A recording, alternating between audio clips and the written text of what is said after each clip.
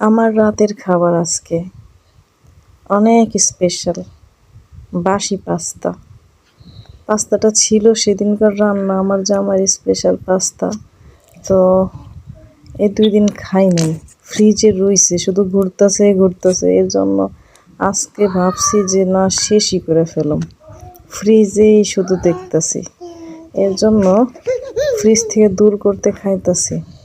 তো আমি এটা খাবো আবার স্পেশাল জিনিস দিয়ে, সেটা হচ্ছে কাঁচামরিচ দিয়ে। আমার আবার ঝাল না হলে ভাল লাগে না, আমি আবার ঝাল প্রিয় মানুষ। এটার মধ্যে যদি শুকনা মরিচ হইতো না, আরও বেশি বেটার হইতো।